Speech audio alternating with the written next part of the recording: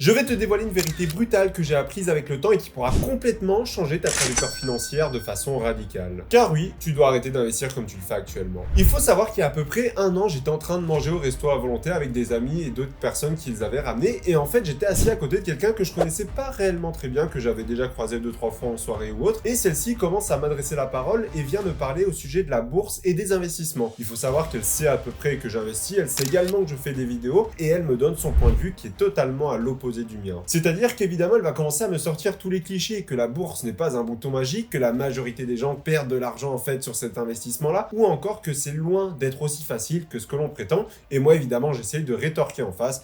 Je parle évidemment d'ETF, de diversification, enfin bref, tu connais ces discussions-là, tu les as certainement eues en repas de famille si toi tu as un avis différent, que ce soit en politique, en investissement ou sur l'argent. Et en rentrant chez moi, je commence à remettre un peu en question ce que je lui ai dit, à me dire est-ce que finalement il n'a pas raison dans un certain point, parce que j'aime toujours comprendre les avis opposés, puisqu'il y a forcément du bon à en tirer, que ce soit en politique ou même dans la vie de tous les jours, et j'essaie de trouver certains arguments qui peuvent être valables. Et en fait, je me rends compte qu'il a raison sur un point très spécifique, notamment la bourse et son marketing qui le dessert à l'heure actuelle. En fait, avec la surenchère qu'on connaît sur YouTube, que ça soit dans le divertissement classique, ou c'est la course au plus gros projet, aux plus grosses productions, eh bien on a exactement la même chose dans le business, c'est-à-dire qu'aujourd'hui c'est la course à la plus grosse promesse. Au début c'était comment en fait vivre de sa passion, puis c'était comment gagner 10 000 euros en 30 jours, puis après ça a été comment devenir millionnaire le mois prochain, enfin bref, on est vraiment dans une surenchère et la bourse n'y a pas échappé. Au début, on parlait simplement de comment se constitue une retraite. Ensuite, ça a dérivé sur comment devenir millionnaire à l'âge de 50 ans, puis c'est comment partir à la retraite de manière anticipée, jusqu'à finir à devenir millionnaire au bout de 5 jours si on investissait bien. Évidemment, j'exagère un petit peu, mais tu as compris l'idée, c'est qu'on a la course à la surenchère pour vendre un produit qui est certes exceptionnel, mais le gros problème, c'est qu'on va le décrédibiliser à force. Et en fait, je peux pas lui en vouloir de m'avoir dit ça parce que le marketing à l'heure actuelle de la bourse est totalement faux. C'est-à-dire qu'on la vend un peu comme un bouton magique, comme un moyen également de gagner de l'argent dormant ou même de partir à la retraite beaucoup plus tôt. Et d'ailleurs, ces discussions m'a fait repenser à pourquoi est-ce que je voulais démarrer la bourse quand j'étais jeune. Comme tu le sais très bien, je me renseignais déjà sur cet investissement-là à l'âge de 14-15 ans. Et donc, évidemment, j'avais certaines motivations à le faire, je ne m'y intéressais pas pour rien. Et en creusant un petit peu, je me suis rendu compte que mes principales motivations étaient de 1, créer un revenu totalement passif, de 2, pouvoir devenir riche facilement, et de 3, pouvoir me constituer une retraite sans rien faire. Évidemment, tu t'en doutes, quand je t'énumère ces choses-là, c'est pas avec la bourse ou un investissement qui va durer 30 ans que tu dois le faire, mais bel et bien avec autre chose, un travail, un business, peu importe, parce que devenir riche, en fait,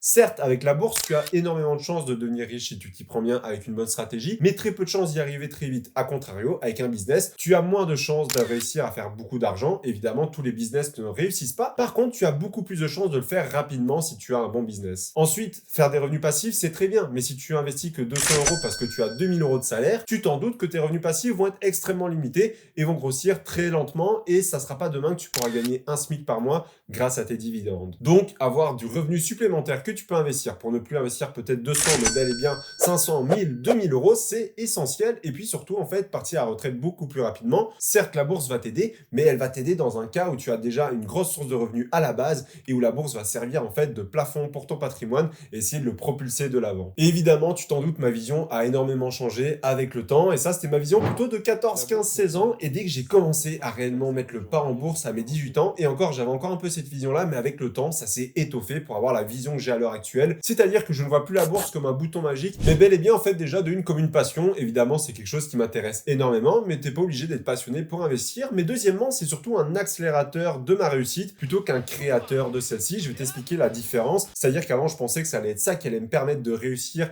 de gagner beaucoup d'argent, et en fait, je me suis rendu compte avec le temps que c'était plus mon business, tout ce que je mettais en place, c'est-à-dire tous mes actifs, pas dans le sens actif investissement, mais vraiment actif de travail, donc tout ce qui va me demander du temps, mon alternance, ma chaîne YouTube, peu importe. Et en fait, la bourse va être là juste en support afin d'accélérer ce mouvement-là, de mettre plus d'amplitude dans ce que je fais et surtout d'arriver beaucoup plus vite à mes résultats. En bref, pour résumer, c'est un salarié de ma vie qui va m'aider en fait à cumuler la richesse et aussi à la développer. Et aussi, on va pas se mentir, ça va être un plan B au cas où que mon business ne marche pas. Je sais que j'aurai toujours de la bourse de côté parce que certes, c'est pas parce que j'ai pas 5000 euros en dividende tous les mois qui tombent que je vais cracher sur 1000 ou 2000 euros en plus par mois d'ici 30 ans. Et d'ailleurs, si je dois te faire une comparaison, en fait, la bourse, tu dois vraiment le voir comme ton corps, c'est-à-dire que tu n'as pas besoin de contrôler sa respiration, de contrôler d'avoir de la fièvre quand tu es malade, ou même de gérer ta digestion. Et bien là, c'est exactement la même chose que je vois à la bourse, c'est-à-dire que tu vas ingurgiter l'aliment, c'est toi qui vas faire ce geste-là. Par contre, tu vas déléguer à ton corps la tâche, de repérer où sont les vitamines, de les optimiser dans ton corps, et aussi de digérer et évacuer ce qu'il ne faut pas garder. Maintenant, je veux que toi et moi, on remonte dans le temps d'il y a 100 ans. Est-ce que tu penses que la bourse, avant, était vendue comme un bouton magique, une façon aux particuliers de partir à la retraite beaucoup plus tôt? Ou penses-tu que cette dernière était plutôt vendue aux patrons d'entreprise, fortunés et aux investisseurs aguerris qui pouvaient investir, et notamment le but n'était pas du coup de devenir riche, mais bien de préserver un patrimoine et le faire grossir avec le temps de manière beaucoup plus saine. Et oui, tu t'en doutes, hein, tu l'as remarqué, on aurait eu un gros changement de paradigme il y a ne serait-ce que 10-20 ans sur le marché boursier. C'est-à-dire qu'il y a 10-20 ans, on a commencé à voir la bulle Internet se créer,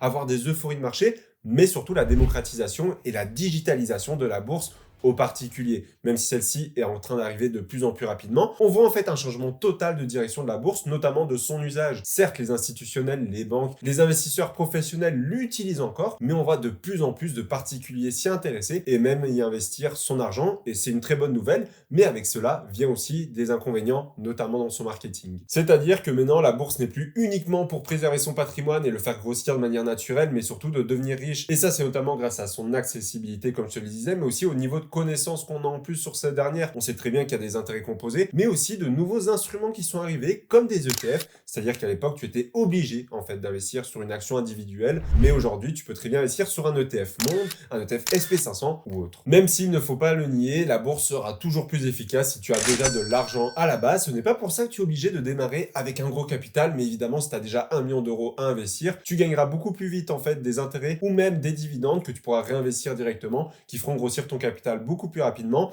Un peu à l'image comme un potager, tu peux très bien commencer avec une seule plante et replanter les graines des fruits qu'elle te donnera, mais il sera toujours plus efficace de commencer avec un tas de graines à ta disposition. À propos du marketing trompeur de la bourse, je pense qu'il y en a un qui n'est pas pour rien, c'est simplement Robert Kiyosaki qui a écrit le fameux Père riche, Père pauvre, qui a été lu par quasiment tous les investisseurs du monde entier. Pourquoi je dis qu'il a tort? Parce qu'en fait, il considère obligatoirement la bourse comme un actif, parce qu'en fait, il catégorise les passifs et les actifs dans des cases très distinctes. L'immobilier, la bourse, l'or, également les obligations ou autres sont des actifs. Quand les montres, les voitures ou même par exemple des objets du quotidien seraient des passifs. Et je suis pas tout à fait d'accord en fait avec sa définition, et c'est d'ailleurs un problème que beaucoup de monde a. Quelle est en fait la réelle définition d'un passif? Eh bien, c'est très simple, c'est quelque chose qui te fait perdre de l'argent ou en tout cas sortir de l'argent de ta poche. Eh bien, en fait, concrètement, la bourse peut être clairement un passif. Va dire aux personnes qui ont investi sur Orange en mars 2000 et qui possèdent toujours l'action à l'heure actuelle que leur entreprise n'est pas un passif. Et bien même si c'est de la bourse, ça reste un passif parce qu'elles ont perdu 99% de leur valeur. Ou même une personne qui a investi sur Apple, car oui, chaque personne qui a investi sur Apple ne gagne pas forcément de l'argent, et bien si elle en perd, ça en devient un passif malheureusement. Et inversement, une personne qui aurait investi sur des chaussures de sport, qui aurait acheté 100 euros et qui les revend 300 euros, à ce moment-là, ce qui pourrait potentiellement paraître comme un passif, devient un actif. En fait, la notion d'actif et de passif n'est pas réellement sur sa forme, donc si c'est de la bourse, une chaussure, une voiture ou même de l'immobilier, mais plus sur sa finalité, c'est-à-dire est-ce qu'elle te fait gagner de l'argent ou non. C'est d'ailleurs la même chose avec les actifs exotiques, c'est-à-dire qu'on va prendre des objets du quotidien qui ont l'air de perdre en valeur, ça peut être notamment du coup des montres, des voitures, du vin ou même des fermes, des startups, peu importe, et on va leur ajouter une notion en fait d'actifs en prenant une toute petite sélection de ces passifs qui ont l'habitude de gagner de l'argent et même d'augmenter en valeur avec le temps. Évidemment, tu t'en doutes, ce n'est pas le cas de tous les passifs, mais une certaine minorité y arrive. Et évidemment, versement dans la bourse, l'immobilier ou autre, certes, une grande majorité prendra de la valeur avec le temps, notamment le SP500 ou autre, mais une minorité perdra de l'argent et ce qui pourrait paraître comme un actif deviendra un passif pour ces investisseurs. Mais j'ai une question à te poser du coup, est-ce que tu dois changer ta stratégie à ton avis? Eh bien, laisse-moi y répondre, ce n'est pas ta stratégie que tu dois changer, mais bel et bien ta vision. Pourquoi? Parce qu'en fait, tes ETF, tes actions, si tu as une bonne stratégie, eh bien, tu pourras continuer de prendre en valeur dans le temps, donc ça reste un investissement tout à fait viable, mais là où tu dois réajuster, en fait, c'est ta façon d'inclure la bourse dans ton patrimoine global et la façon de la voir en fait. Pour mieux te faire comprendre, je vais t'expliquer ma vision, c'est-à-dire que je vois la bourse en fait comme un accélérateur et non pas comme une pièce essentielle au développement de mon patrimoine, c'est-à-dire qu'en fait, tu as certainement joué à Mario Kart, une fois que tu as l'item étoile, en fait cette étoile va s'ajouter à ton carte à l'heure actuelle et il va te permettre d'aller beaucoup plus vite que tes opposants. Et donc c'est exactement la même chose en fait avec ta bourse, c'est-à-dire qu'elle doit s'ajouter à un élément, à une machine déjà existante. Dans mon cas, j'essaye vraiment d'avoir mon alternance qui va me permettre de gagner gagner des revenus, d'avoir aussi de l'immobilier dans le futur et un side business. Et en fait, la bourse va juste venir s'incorporer pour pouvoir permettre de gagner de l'argent. Donc clairement, cette chose-là, j'appelle ma roue de la fortune, c'est-à-dire que l'objectif, c'est que mon travail, une grande partie aille pour un apport immobilier et je mets un petit peu en bourse. Mon side business, il va se réinvestir automatiquement en son sein, c'est-à-dire qu'en fait, l'argent que je gagne grâce à ce business-là, YouTube, je le réinvestis directement pour le faire grossir. Et ensuite, une fois que j'aurai investi dans l'immobilier, le but, c'est que tout le cash flow, c'est-à-dire que tout le surplus d'argent que je vais gagner grâce à ce dernier, ira directement dans ma bourse, et les dividendes en bourse, je vais aussi les réinvestir automatiquement pour faire grossir la machine. Et tu l'auras compris, en fait, ça fait une sorte de boucle vertueuse. C'est ça que j'appelle la roue de la fortune. D'ailleurs, si tu veux savoir pourquoi est-ce qu'épargner ne sert strictement à rien de la façon dont tu le fais à l'heure actuelle, je t'explique tout dans cette vidéo. On se retrouve juste derrière. À tout de suite.